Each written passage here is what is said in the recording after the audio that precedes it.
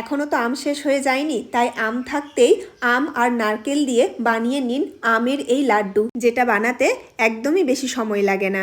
আমের লাড্ডু বানানোর জন্য প্রথমে আমগুলোকে কেটে নেব।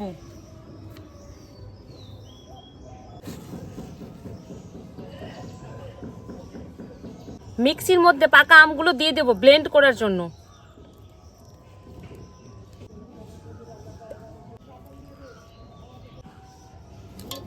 পাকা আমগুলো মিক্সির মধ্যে দিয়ে দিয়েছি, এর মধ্যে এবার চিনি দিয়ে দেব। দিয়ে দেব 2টো এলাচ। এবার এটাকে ব্লেন্ড করে নেব। আম ব্লেন্ড করা হয়ে গেছে, এবার এটাকে সাইড করে দেব।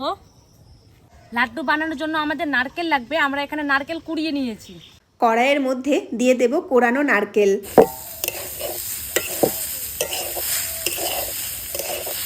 2 থেকে 3 মিনিট ভেজে নেওয়ার পর আমের রস দিয়ে দেব।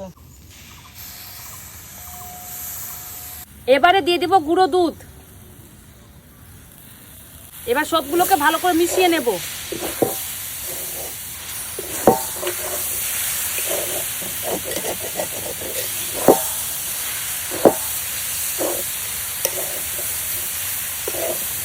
এটা ততক্ষণ নাড়তে হবে যতক্ষণ না মিশ্রণটা ভালো করে শুকিয়ে যায়। মিশ্রণটা শুকিয়ে গেছে, এবার এটাকে নামিয়ে নেব।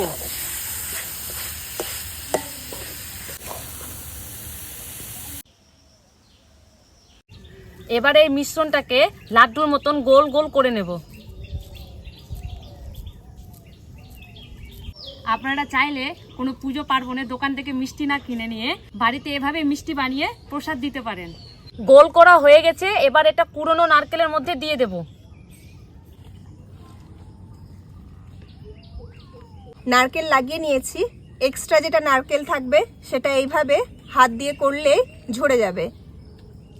দেখুন, একেবারে কদম ফুলের মতো কিন্তু দেখতে লাগছে। এইরকম ভাবে সবগুলো মিষ্টি গোল গোল করে নেব। দেখুন, তৈরি হয়ে গেছে নারকেল আর আম দিয়ে এক দারুণ স্বাদের লাড্ডু। দেখলেন তো কতটা কম সময়ে তৈরি হয়ে গেল। আমের লাড্ডুগুলো কিন্তু সত্যিই সুন্দর হয়েছে। এবার একটা খেয়ে দেখি কেমন হয়েছে।